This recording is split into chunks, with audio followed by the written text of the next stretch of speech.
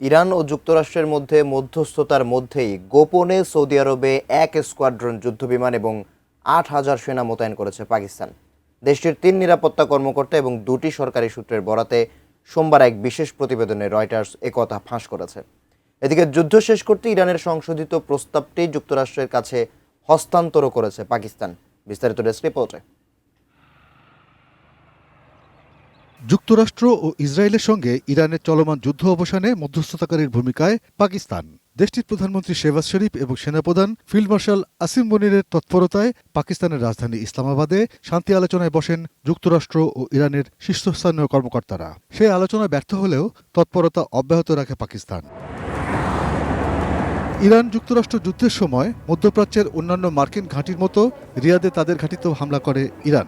এ অবস্থায় সৌদি আরবের রিয়াদে ১৬টি যুদ্ধবিমানের একটি স্কোয়াড্রন মোতায়েন করল পাকিস্তান। সেই সঙ্গে মোতায়েন করে ২টি ড্রোন স্কোয়াড্রনও। সৌদি আরবের সীমান্ত সুরক্ষিত রাখতে ৮০,০০০ পাকিস্তানি সেনা ও যুদ্ধজাহাজ মোতায়েনের প্রতিশ্রুতি রয়েছে ইরান যুক্তরাষ্ট্র যুদ্ধের মধ্যস্থতাকারী দেশের পক্ষ থেকে।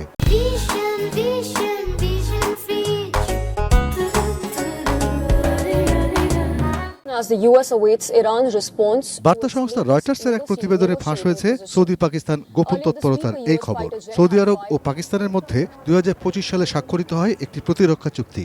এই চুক্তির বিস্তারিত শর্তগুলো গোপন রাখলেও দুপক্ষই বলেছে তৃতীয় কোনো পক্ষ আক্রমণ করলে পাকিস্তান ও সৌদি আরব পরস্পরের প্রতিরক্ষায় এগিয়ে আসবে। রয়টার্স জানায়, পারস্পরিক প্রতিরক্ষা চুক্তির অধীনেই সৌদি আরবে এ সেনা ও যুদ্ধ সরঞ্জাম মোতায়েন করেছে পাকিস্তান। এদিকে মধ্যপ্রাচ্যের যুদ্ধ শেষ করতে ইরানের একটি সংশোধিত প্রস্তাব যুক্তরাষ্ট্রের কাছে হস্তান্তর করেছে মধ্যস্থতাকারী দেশ পাকিস্তান। বিষয়টি ইরানের পররাষ্ট্র মন্ত্রণালয়ের মুখপাত্র ইসমাইল বাঘাইও নিশ্চিত করেছেন। টেলিভিশনে প্রচারিত এক সাপ্তাহিক সংবাদ সম্মেলনে বাঘাই বলেন, তেহরান সব ধরনের পরিস্থিতির জন্য প্রস্তুত। প্রতিপক্ষের সামান্যতম ভুলেরও যথাযথ জবাব কিভাবে দিতে হয় তা ইরানের পুরোপুরি জানা। ইরান Arpan Maitra, desk report, ATN news.